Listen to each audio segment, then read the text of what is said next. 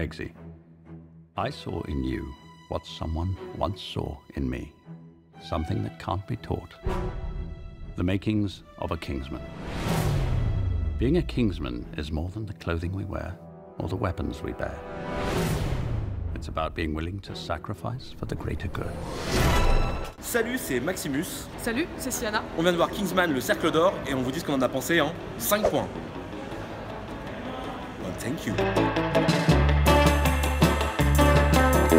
Point numéro 1, le scénario. Alors on retrouve les personnages et l'univers de Kingsman 1 avec beaucoup de plaisir. C'est très drôle, c'est bien rythmé, c'est bien écrit.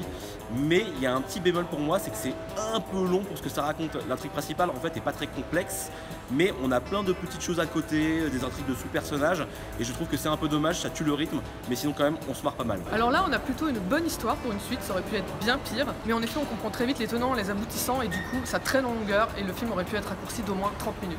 Point numéro 2, la réalisation. Alors on retrouve Matthew Vaughn à la réalisation, l'excellent Matthew Vaughn, il a toujours son talent, il filme toujours excellemment bien, on a toujours ces cadrages et ce rythme hyper ambitieux qui fonctionne très très bien avec l'histoire, mais il y a encore un petit bémol, je trouve qu'on commence à tomber un peu trop dans la surenchère dans cette suite. Alors moi j'aime beaucoup Matthew Vaughn, je trouve que c'est un super réa pour ce genre de film, on l'a vu notamment avec le premier Kingsman mais aussi X-Men First Class. Et là, c'est toujours aussi efficace, mais on sent que là, il est quand même à la limite de parodier son propre style. Point numéro 3, les scènes d'action. Alors la bande-annonce nous le vendait, on vient voir les Kingsman aussi et surtout pour les scènes d'action. Franchement, c'est réussi, il n'y a rien à dire, c'est vraiment on en a pour son argent. Mais un peu comme les scénarios et la réalisation, c'est un peu too much aussi dans les effets spéciaux, ça va trop dans les effets spéciaux, ordinateur, fond bleu, mouvement de caméra de taré. Et je préférais le Kingsman 1 au niveau de l'équilibre. C'était plus des scènes d'action humaines, à échelle humaine. Et là, je trouve que c'est un peu trop débordant de sucrerie. Alors moi, les scènes d'action, c'est en grande partie ce que j'avais adoré dans le premier Kingsman, notamment parce qu'elles étaient magnifiquement chorégraphiées et mises en scène. Et là, il y en a certaines qui sont très belles, mais malheureusement, il y a beaucoup trop d'effets et surtout beaucoup trop d'effets spéciaux, et du coup, on perd une grande partie du charme du premier. Point numéro 4, le casting. Alors là, on a un casting 5 étoiles, voire 6 étoiles. Il y a vraiment plein d'acteurs excellents, Jeff Bridges, Julianne Moore. On sent qu'ils s'éclatent, on sent qu'ils ont tous vu le 1 et qu'ils voulaient être dans ce film-là.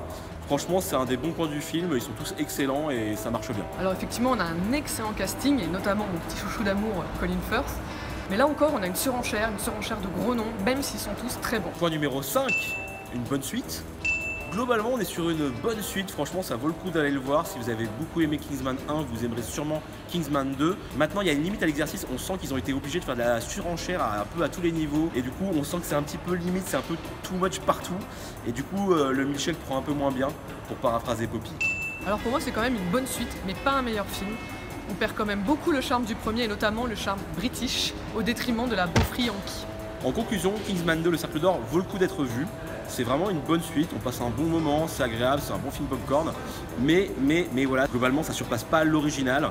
C'était pas forcément utile, on sent qu'ils sont obligés d'en faire des caisses, donc c'est quand même assez agréable, mais c'est pas non plus complètement ouf. Mais quand même, vu le panorama des films d'action de nos jours, c'est quand même un très très bon film, et je lui mets la bonne note de 7 sur 10. Alors c'est quand même un bon film, on passe un bon moment et on reste totalement dans l'univers Kingsman, mais moi j'ai quand même très largement préféré le premier. Du coup, je vais lui mettre un bon 6,5 sur 10. For me.